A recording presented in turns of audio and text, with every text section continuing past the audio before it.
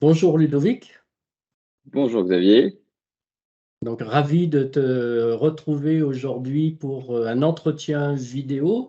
Ceux qui commencent à en avoir l'habitude savent que la chaîne Nous Entrepreneurs, c'est pour mettre des entrepreneurs comme toi en avant, pour qu'ils puissent s'exprimer, pour qu'ils puissent dire qui ils sont et qu'est-ce qu'ils apportent au monde finalement. Et ce sera peut-être ma première question justement, que tu puisses en quelques mots dire qui tu es toi Ludovic et qui est cette belle personne que Siliane.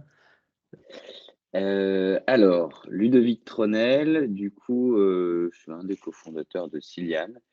Ciliane, qui est une structure de service, donc qui a pour vocation d'accompagner les sociétés en B2B à se développer commercialement par différents leviers, que ce soit par des leviers technologiques ou des leviers organisationnels, notamment en mettant en place de nouveaux process.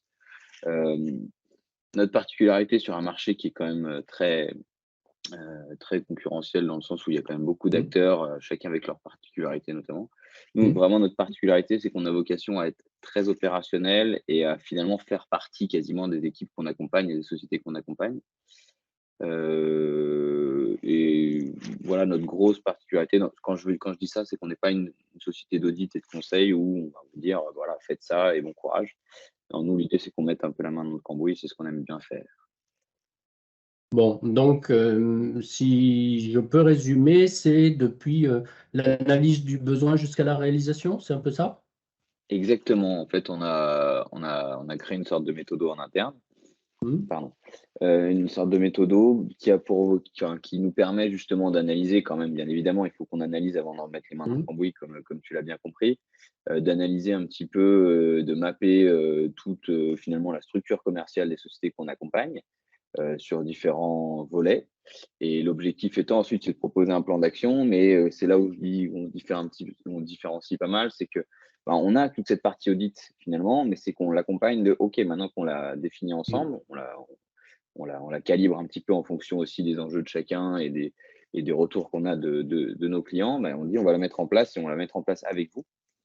L'idée étant aussi, c'est de faire bénéficier justement un petit peu de notre expertise sur des volets un peu techno et de mutualiser certaines choses entre nos clients, à savoir des outils, à savoir, pas mal de process qui font gagner du temps et aussi de faire des économies d'échelle sur des logiciels, et donc de mettre ça à disposition, de nos clients et donc là ensuite d'être vraiment dans l'opérationnel où, chaque semaine on est là, on est présent, pour, justement alimenter tout ça.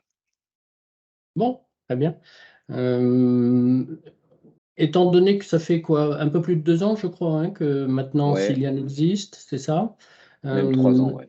Même 3 ans, ok. Est-ce que tu peux nous parler de ton meilleur client, donc un peu du client idéal, ton meilleur client, ce que lui a trouvé fantastique dans son travail avec toi et ce que tu as trouvé fantastique de l'accompagner finalement? C'est une, c'est une très bonne question. J'avoue que je me suis jamais posé dans ce sens-là, en tant que meilleur client, alors ce qui est intéressant, c'est que, comme je le disais, nous, on est une société de service et on accompagne, de façon assez opérationnelle et donc Hmm. du coup, forcément, on a un panel de clients qui généralement on est une petite équipe, hein, de 4 personnes. On est monté à 5-6, mais actuellement on est 4. Et donc du coup, en fait, opérationnellement, par exemple, personnellement, je ne peux pas accompagner l'ensemble des clients.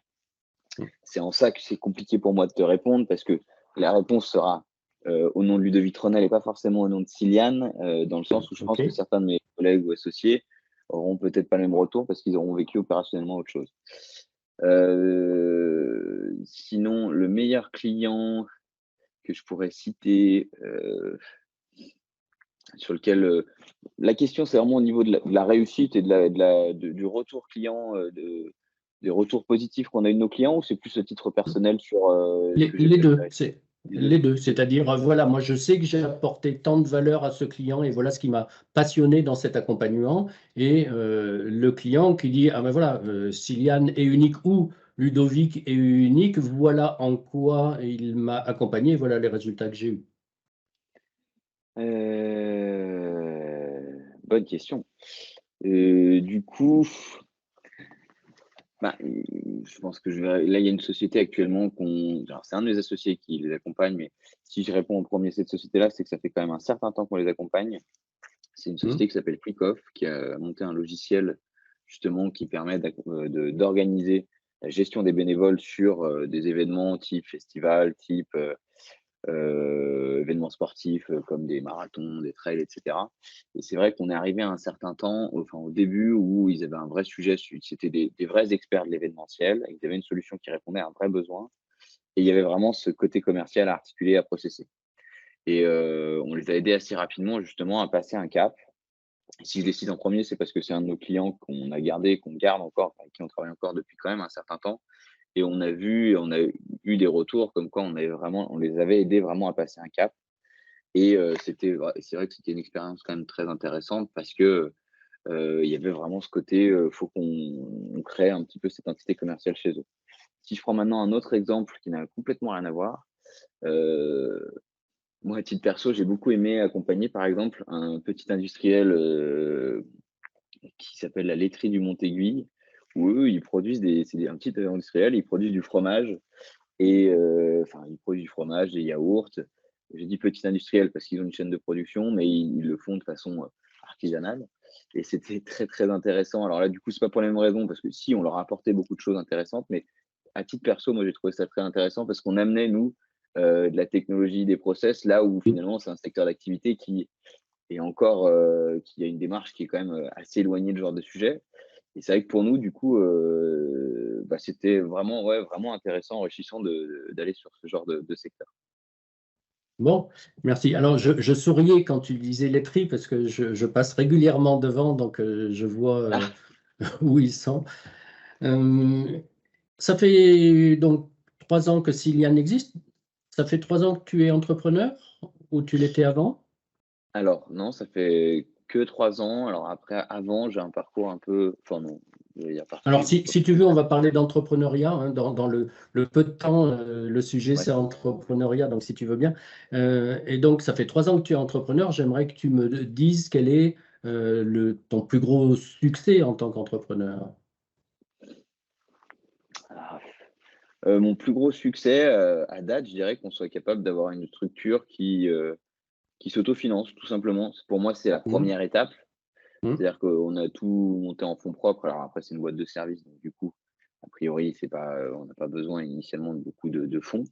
Mais c'était quand même, à mon sens, la première victoire. Alors j'espère qu'il y en aura d'autres plus tard, mais c'est la première grosse étape et victoire, c'est qu'on soit capable de s'autofinancer et aussi de financer, un salarié à date, en CDI et normalement ça devrait être amené à évoluer.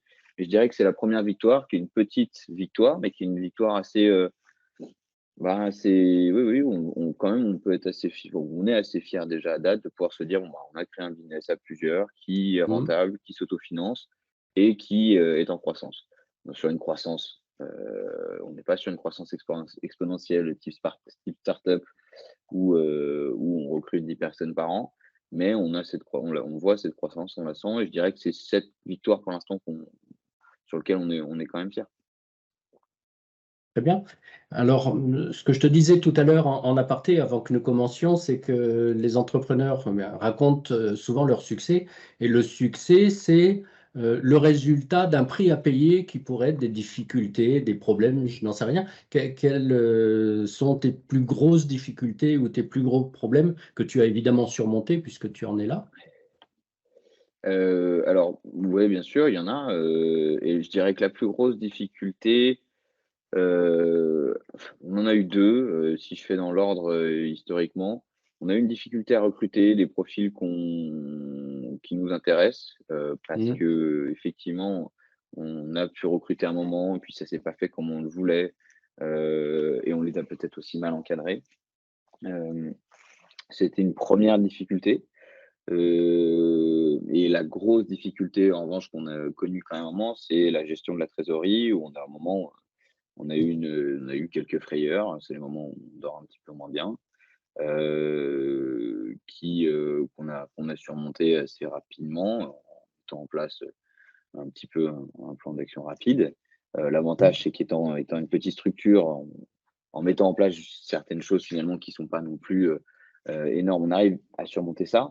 Mais mais je dirais que c'est ouais, la plus grosse difficulté, ça a été celle-là, cette gestion de la trésorerie, ce qui fait aussi que, bah, on remet de temps en temps en question notamment notre mode de facturation, ce genre de choses pour ne plus justement, avoir à rencontrer ce genre de problème. Bien. Et, je suppose que toutes ces expériences-là, qu'elles soient succès, qu'elles soient difficultés, problèmes, etc., t'ont peut-être appris des choses sur toi-même? Ouais,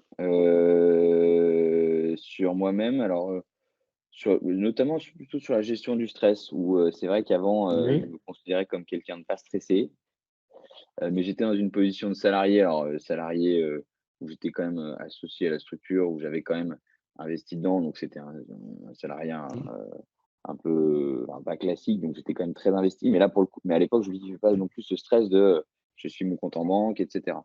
Donc ça, j'ai appris quelque chose, à ce niveau-là, et aujourd'hui, j'ai encore beaucoup à apprendre parce que comme, 3 ans, c'est pas non plus énorme, il y a encore bien des choses sûr. à vivre. Mais je dirais que c'est sur cette gestion-là où, je vois que je fais quand même un travail sur moi-même. Et l'autre chose aussi, où je suis vraiment encore dessus parce que ça prend du temps, c'est sur la gestion du temps notamment, sur la Mm. gestion du temps et notamment être capable d'être efficace, là où, effectivement, nous, on a, du suivi client, on a de la production à faire, on a, moi, j'ai aussi de la partie administrative, il y a un peu de commerce aussi pour la structure. Donc il y a des il y a c'est vrai qu'il y a un panel de tâches à effectuer qui est très, très large, qui fait Mm. que de temps en temps, c'est aussi un peu lié à mon caractère, vite le j on arrive vite à s'éparpiller un petit peu à droite à gauche et du coup à perdre un petit peu en efficacité. Bon, très bien. Qu'est-ce que tu pourrais dire à des personnes qui se posent la question de devenir entrepreneur ou même qui ne se sont jamais posé la question parce que quelque part inconsciemment, c'est de l'ordre de l'impossible. Qu'est-ce que tu pourrais leur dire pour peut-être leur faire prendre conscience que eux aussi pourraient vivre cette belle aventure? Alors, je dirais que, c'est potentiellement plus simple que ce qu'on croit. Quand je dis plus simple, Mmh. parce que souvent on se met des barrières à l'entrée en disant: «Faut que je monte une société», déjà rien que les démarches administratives, ce genre de choses. Après Mmh. si on fait des fausses barrières, parce que fondamentalement c'est pas très compliqué. Heu, Après, aujourd'hui moi je cherche pas à encourager, potentiellement, enfin quand je dis encourager, je dirais que chacun a un petit peu sa voix selon son caractère et c'est là où il faut arriver quand même à se connaître avant de se lancer. Et non pas se forcer à se dire: «Bon, il faut que je sois entrepreneur Bien sûr. parce que c'est la mode ou parce que ce genre de choses». C'est vrai qu'il y a quand même une notion un petit peu de faut avoir ce caractère. Faut se connaître, c'est vraiment le terme, je dirais, se connaître pour se dire: «Oui, je pense que je suis capable d'être autonome, d'avoir aussi, et du coup d'être un petit peu, maître de, moi-même et de l'ensemble», parce que c'est surtout de moi-même. Parce que c'est vrai que quand on est Mmh. salarié, on est habitué quand même à se faire un minimum driver, même dans des structures assez jeunes type start-up. Et c'est en ça où moi je conseillerais juste d'avoir ce petit bilan, de est-ce que aujourd'hui si je suis lâché un petit peu dans la nature et que je suis maître de moi-même, sans parler même de salarié, hein, vraiment juste de soi-même, est-ce que je suis capable, d'aller travailler et d'être confiant? Parce que c'est souvent ça le problème. On est souvent capable de travailler tout seul et d'être confiant, à porter un sujet, par soi-même. Ben, c'est parfois un petit peu plus dur. Il y a un petit peu des syndromes de syndrome de l'imposteur, mais si je me lance moi-même, je suis pas expert, et cetera. Mmh. Donc juste, d'avoir aussi un confiance en soi quand même pour se dire: «Oui, je suis capable de le faire» et d'être serein avec ça pour que ça se passe bien. Parce que c'est vrai que sinon c'est un peu une lutte perpétuelle et c'est vrai que ça peut être un peu lourd. Mais c'est juste en ça où je donnerais ce conseil-là. Après, je pense que globalement, tout le monde est, fondamentalement capable d'être entrepreneur. C'est pas techniquement, en tout cas, compliqué. Bon, j'ai envie de retenir comme mot de la fin, ce que tu as dit sans le dire, c'est-à-dire, une phrase de Socrate: «Connais-toi toi-même». Donc j'ai envie de rester sur ce mot de la fin. Je te remercie de t'être, prêté à cet entretien, à cette interview. Merci beaucoup. Je te souhaite bonne continuation pour toi et pour, ta belle personne morale et au plaisir de se revoir. Je te remercie Xavier. Merci, au revoir. Au revoir.